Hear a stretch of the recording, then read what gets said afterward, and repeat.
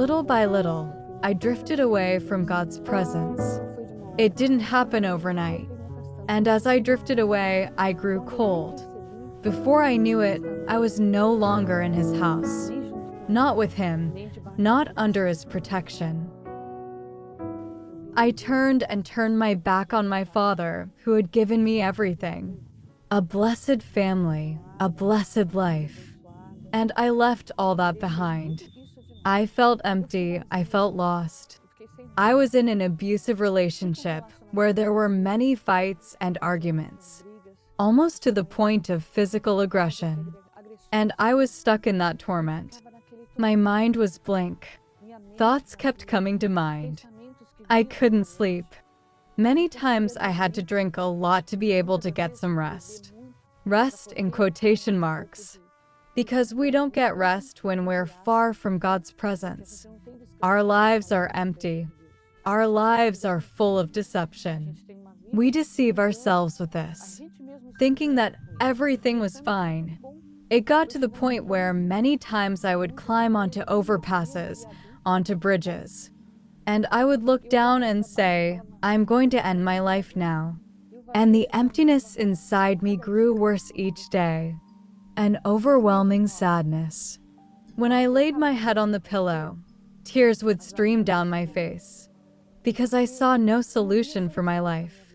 One day I was coming home from work. It was raining heavily, and that day I felt a bump in the car. I went home, and then the next day I found out that I had run someone over. Then I went to meet this person, this lady, and when I arrived at her house, she had already left the hospital. She turned to me and said to me, "Don't worry. If God had taken my life to save yours, he could have done that, because he was going to save a lost soul." And that day I told her, okay, thank you for your zeal, for your care. And I saw God working in that moment, taking care of me, even me, a sinner. And we agreed to meet on Sunday, for her to take God around the nation. But Sunday arrived. I had to go to my mother's house. It was quite far from where I lived, and I didn't have time to get there in time to go to her church. When I got home, I turned on the television. When I turned on the television, Bishop Macedo was holding the meeting. And at that moment he said this, "You who have strayed from God's presence, you are far from the Father. Return to your home, where you should never have left." Those words sank into me in such a way that I stood up. I got in the car and went to my father's house. I arrived there. I burst into tears. At the altar I spoke, "My God, thank you. I am not worthy. However, here I am, Lord. Take care of me. I'm lost. I'm lost. But I want to. I ask you, Lord, to come. Give me another chance. If the Lord sees any grace in me, lift me up."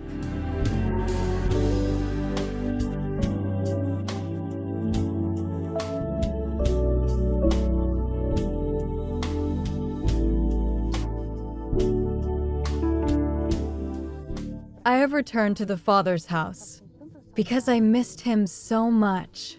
I missed him so much. I longed for him, that affection, that care, that he had for me, because our Father, he is much more than our real Father, is much more than our earthly Father, but our Heavenly Father. He takes care of us in every detail. The thoughts that came to my mind, those were very bad thoughts. Why?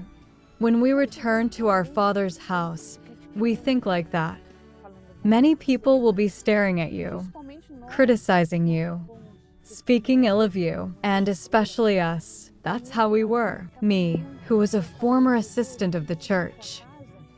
That really affected me, because I said, "My God, when I get to your house, there's going to be a very serious discussion about this." I was wrong. I stung, and it came from within me. The longing I had for him, it erased all those bad thoughts I had. And at that point I started walking. And I spoke. God holds my hand. One day, I turned away from God. I had a falling out with God. I was far from God's presence, sad and empty. But today, I had a wonderful reunion. Today, I am happy. I have my Father's love. He restored my life.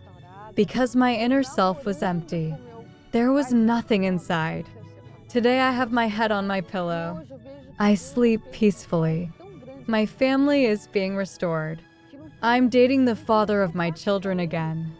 We had separated, divorced, and today I see that God has done something so great in my life. There's nothing I can do for him. Let him reciprocate. He won't get it. I only have gratitude to express. I can only thank my Father and do much more than I've ever done before. I see myself as a prodigal son. He gave me everything. And I lost everything. I threw it all away. And when I returned to his arms, to my Father, he gave me everything. And the greatest blessing that I have today, that is his Spirit. That is the greatest of all. It is my greatest good. You, who find yourself today as I once found myself, isolated, with an empty mind, lost in the world, thinking that people would talk about me when I got back. When I got back, get up now, do as I do. Jump out of that chair, that sofa, that bed, and come back to your Father's arms. He's waiting with open arms to receive you. It doesn't matter what you did. He erases our entire past. He gives you a second chance, like he did for me. So come back. Your Father is waiting for you with open arms.